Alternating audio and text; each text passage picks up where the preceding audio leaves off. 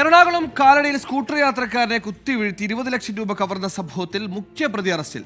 കയ്പമംഗലം സ്വദേശി അസീസ് അടക്കം 4 പേരെയാണ് പിടികൂടിയത്. പ്രത്യേക അന്വേഷണ സംഘം നടത്തിയ തിരച്ചിലാണ് ഒളിവിൽ പോയ പ്രതികളെ പിടികൂടിയത്.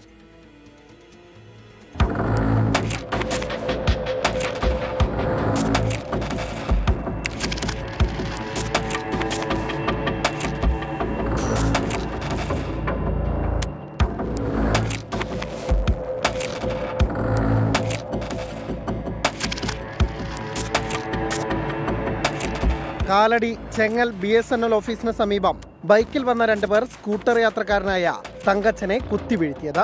കാലടി VKD വെജിറ്റബിൾസിലെ ക്യാഷ്യറായിരുന്നു തങ്കച്ചൻ. സ്പ്രേ അടിച്ച ശേഷം കത്തികൊണ്ട് കുത്തുകയായിരുന്നു. തുടർന്ന് സ്കൂട്ടറിലുണ്ടായിരുന്ന പണവുമായി പ്രതികൾ മുങ്ങി. ഗുരുതരമായി പരിക്കേറ്റ തങ്കച്ചനെ ആലുവ രാജഗിരി ആശുപത്രിയിൽ പ്രവേശിപ്പിച്ചിരുന്നു.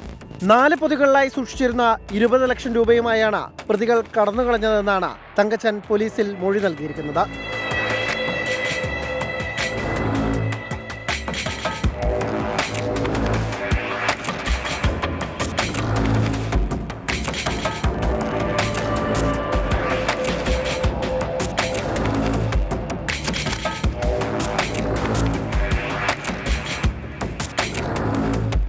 എറണാകുളം റൂറൽ SP വൈഭവ് സക്സേനയുടെ നേതൃത്വത്തിലുള്ള പ്രത്യേക അന്വേഷണ സംഘമാണ് പ്രതികളെ പിടികൂടിയത്.